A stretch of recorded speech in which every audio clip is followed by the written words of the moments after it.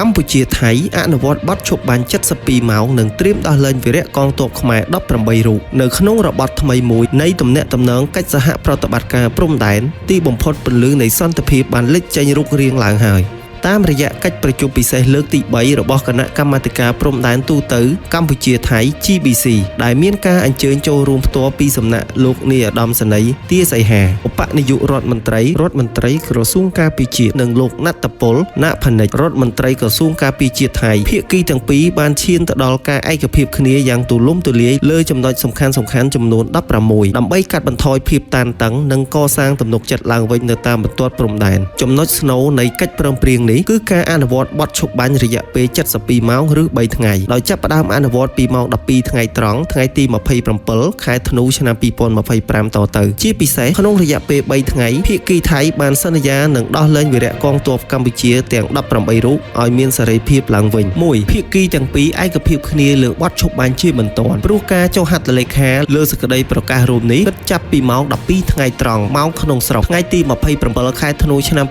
2025ពាក់ព័ន្ធនឹងការប្រើប្រាស់អាវុធគ្រប់ប្រភេទគ្រប់ករណីនិងនៅគ្រប់តំបន់ដោយរាប់បញ្ចូលទាំងការវាយប្រហារលើជនស៊ីវិលគោលដៅនឹងហេដ្ឋារចនាសម្ព័ន្ធស៊ីវិលនិងកម្មវត្ថុខាងយោធារបស់ភាគីម្ខាងទៀតភាគីទាំងពីរត្រូវជៀសវាងការផ្ទុះអាវុធដោយគ្មានមូលហេតុឬធ្វើសកម្មភាពរុលទៅមុខឬចល័តកម្លាំងទៅលើទីតាំងឬកងកម្លាំងរបស់ភាគីម្ខាងទៀតទោះស្ថិតក្នុងកលៈទេសៈណាក៏ដោយភាគីទាំងពីរមិនត្រូវបំពានកិច្ចព្រមព្រៀងនេះជាដាច់ខាត2ភាគីទាំងពីរឯកភាពគ្នារក្សាឈរជើងនៃកងកម្លាំងរបស់ខ្លួននៅទីតាំងបច្ចុប្បន្នដោយមិនត្រូវធ្វើសកម្មភាពចល័តកងកម្លាំងបន្ថែមទៀតមិនត្រូវឲ្យមានការធ្វើសកម្មភាពចល័តកងកម្លាំងដោយរាប់បញ្ចូលទាំងការល្បាតចូលទៅទីតាំងរបស់ភាគីម្ខាងទៀត3ភាគីទាំងពីរឯកភាពគ្នាថារាល់ការព្រមព្រៀងក្រោមសេចក្តីប្រកាសមួយនេះមិនត្រូវធ្វើឲ្យប៉ះពាល់ដល់ការខ័ណ្ឌសីមាព្រំដែននិងព្រំដែនអន្តរជាតិរវាងប្រទេសទាំងពីរនោះទេភាគីទាំងពីរឯកភាពគ្នាប្រគល់ទូនីតិឲ្យគណៈកម្មាធិការចម្រុះព្រំដែនបន្តអនុវត្តការងារវាស់វែងនិងខ័ណ្ឌសីមាព្រំដែនឲ្យបានឆាប់រហ័សបំផុតស្របតាមកិច្ចព្រមព្រៀងដែលមានស្រាប់រវាងប្រទេសទាំងពីរ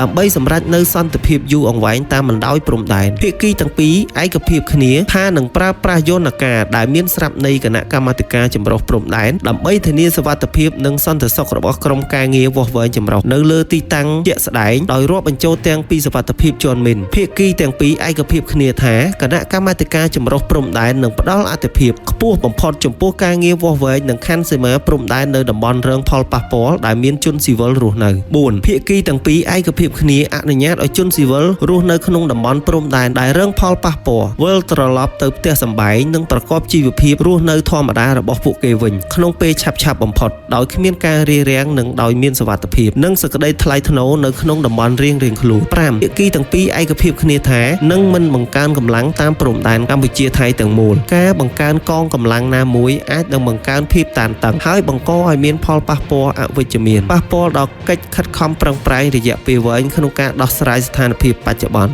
6ភាគីទាំងពីរឯកភាពគ្នាមិនប្រព្រឹត្តសកម្មភាពបង្កហេតុណាមួយដែលអាចនាំឲ្យមានភាពតានតឹងដោយរួមបញ្ចូលទាំងសកម្មភាពយោធាចូលក្នុងដែនអាកាសនិងបូរណភាពទឹកដីឬទីតាំងរបស់ភាគីម្ខាងទៀតគិតចាប់ពីពេលមានបទឈប់បាញ់ភាគីទាំងពីរឯកភាពគ្នាមិនធ្វើការសាងសង់ឬពង្រីកហេដ្ឋារចនាសម្ព័ន្ធយោធាឬលានដ្ឋានផ្សេងៗនៅហួសពីទីតាំងរបស់ខ្លួនឡើយ7ភាគីទាំងពីរឯកភាពគ្នាមិនប្រើប្រាស់កម្លាំងគ្រប់ប្រភេទប្រឆាំងនឹងជនស៊ីវិលនិងគោលដៅស៊ីវិលទោះក្នុងកលៈទេសៈណាក៏ដោយសកម្មភាពទាំងនេះមិនត្រឹមតែបង្កគ្រោះថ្នាក់ចំពោះសហគមន៍នៅតាមតំបន់ព្រំដែនប៉ុណ្ណោះទេថែមទាំងជាការបំពានច្បាប់អន្តរជាតិនិងការធ្វើឲ្យប៉ះពាល់ដល់កេរ្តិ៍ឈ្មោះនៅលើឆាកអន្តរជាតិរបស់ភាគីដែលបានបំពានផងដែរ8ភាគីទាំងពីរឯកភាពគ្នាជៀសវាងការបែងចែកព័ត៌មានមិនពិតឬព័ត៌មានคล้ายៗដើម្បីកាត់បន្ថយភាពតានតឹងកាត់បន្ថយសាធារណមតិអវិជ្ជមាននិងលើកកម្ពស់បរិយាកាសអំណោយផលសម្រាប់កិច្ចសន្ទនាដោយសន្តិវិធី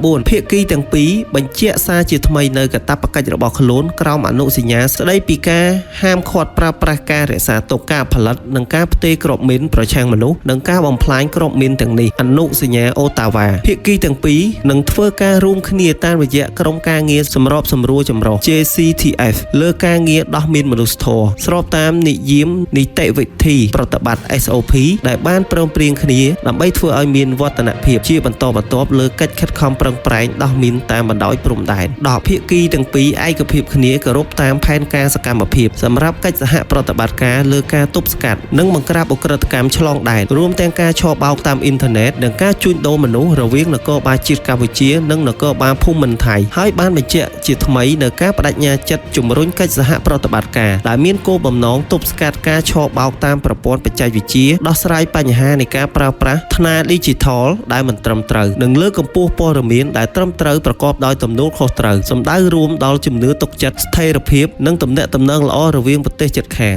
11 ស្របតាមស្មារតីនៃសេចក្តីប្រកាសរួមទីក្រុងកូឡាឡាំពូចុះថ្ងៃទី26 ខែតុលាឆ្នាំ2025យោធិនកម្ពុជាចំនួន18រូបនឹងត្រូវបញ្ជូនត្រឡប់មកកម្ពុជាវិញបន្ទាប់ពីបទឈប់បាញ់ត្រូវបានគោរពយ៉ាងពេញលេញក្នុងរយៈពេល72ម៉ោង 12 ភាគីទាំងពីរទទួលស្គាល់ពីតួនាទីដ៏សំខាន់របស់ក្រុមការងារសង្កេតការណ៍អាស៊ាន AOT និងឯកភាពគ្នាពង្រឹងតួនាទីរបស់ក្រុមអ្នកសង្កេតការណ៍អាស៊ាន AOT ក្នុងការផ្ទៀងផ្ទាត់និងធានាការអនុវត្តប្រកបដោយប្រសិទ្ធភាពលើវិធានការទាំងអស់ក្នុងសេចក្តីប្រកាសរួមនេះដោយធ្វើការពិគ្រោះយោបល់ជាមួយប្រធានអាស៊ាននិងក្រុមអ្នកសង្កេតការណ៍អាស៊ាន 13 ដើម្បីធានាការអនុវត្តប្រកបដោយប្រសិទ្ធភាពភាគីទាំងពីរយល់ព្រមប្រើប្រាស់អង្គភាពសម្របសម្រួលព្រំដែនកម្ពុជាថៃនិងថៃកម្ពុជាដើម្បីធានាថាបទឈប់បាញ់នឹងត្រូវអនុវត្តឲ្យបានគ្រប់គ្រងស្ថានភាពនៅនឹងកន្លែងដោះស្រាយឧបទ្ទវហេតុទាន់ពេលវេលានិងទប់ស្កាត់ការយល់ច្រឡំក្រោមការសង្កេតនិងការផ្ទៀងផ្ទាត់របស់ក្រុមអ្នកសង្កេតការណ៍អាស៊ាន AOT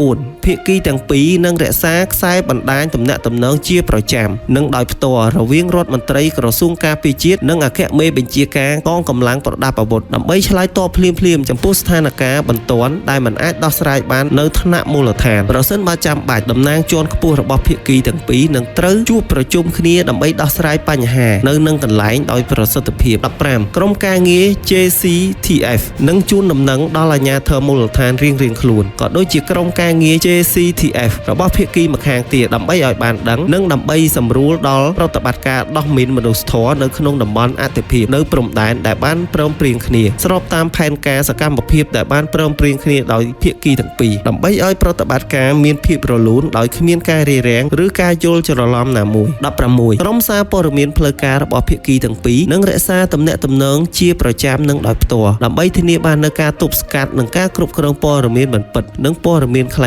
ายៗប្រកបដោយប្រសិទ្ធភាពក្រុមសារព័ត៌មានផ្លូវការនឹងធានានៅតម្លាភាពនិងភាពត្រឹមត្រូវនៃព័ត៌មាននិងរបាយការណ៍ផ្សេងៗសម្ដៅបង្កើនទំនុកចិត្តរវាងគ្នាទៅវិញទៅមក